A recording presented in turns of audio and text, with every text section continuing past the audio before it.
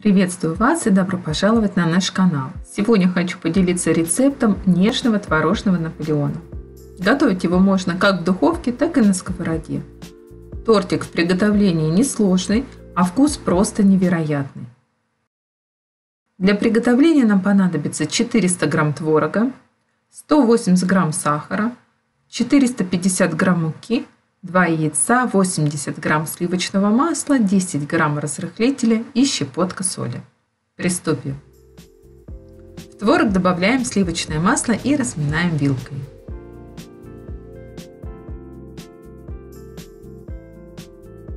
Добавляем сахар.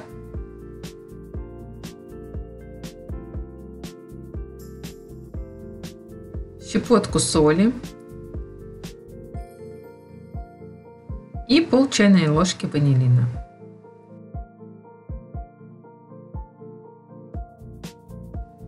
Добавляем 2 яйца и продолжаем перемешивать вилкой. Если у вас творог крупинками, можно воспользоваться блендером и проблендерить все до однородного состояния.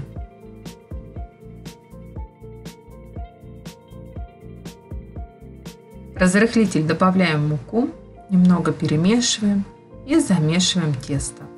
Сначала замешиваю тесто лопаткой, а вымешивать буду уже на столе. В общей сложности у меня ушло 450 грамм муки.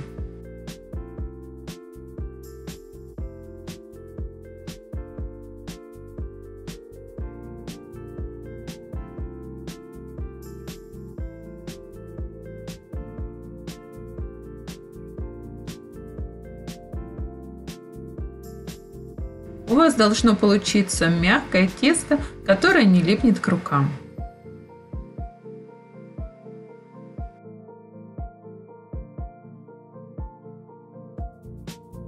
Раскатываем его в длинный жгутик и нарезаем на порционные кусочки.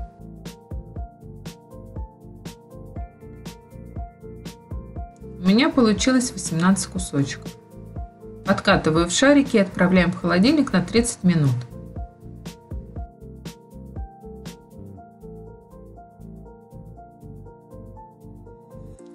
Каждый кусочек раскатываем.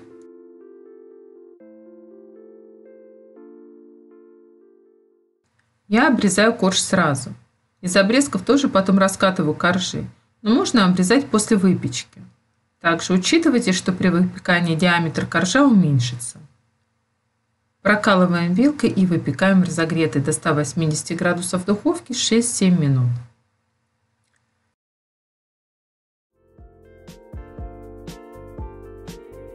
Вот такие коржи получаются в духовке. Как вариант, эти коржи можно выпекать на сухой сковородке. Приблизительно около 3 минут с каждой стороны.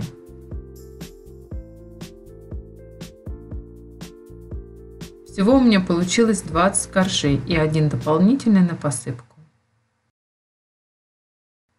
Хочу вам показать, как они отличаются. Коржи, которые выпекались в духовке, они более плотные, сухие, а те, которые на сковородке, они такие, как лепешки получаются, более мягкие и эластичные.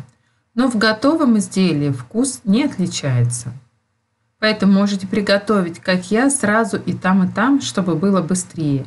Или если у вас нет духовки, то можно приготовить полностью на сковороде. Пока коржи остывают, приготовим крем. В 200 грамм творожного сыра я добавила банку сгущенки, это 380 грамм, и взбиваем миксером до однородного состояния.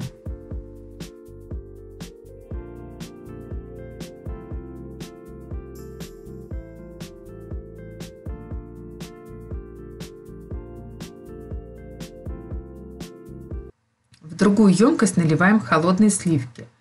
Сливки для взбивания не менее 33%. И сначала взбиваем на низких оборотах, потом скорость миксера увеличиваем и взбиваем до устойчивых пиков. У меня на это уходит около 7 минут. Вот так достаточно. Соединяем взбитые сливки и творожный сыр со сгущенкой. Перемешиваем движениями снизу вверх до однородного состояния.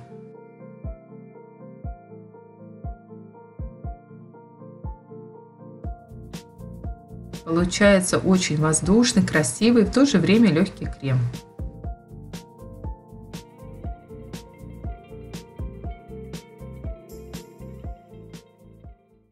Собираем тортик. Собирать можно, как я, с помощью кольца, или можно просто складывать коржи друг на друга. Торт получается высоким. На каждый корж я выкладывала приблизительно 2 столовые ложки крема.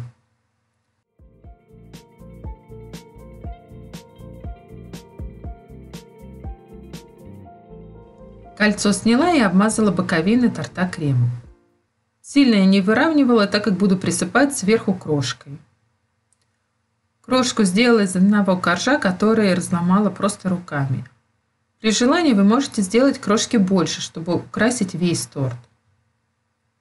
Вот такой тортик получается.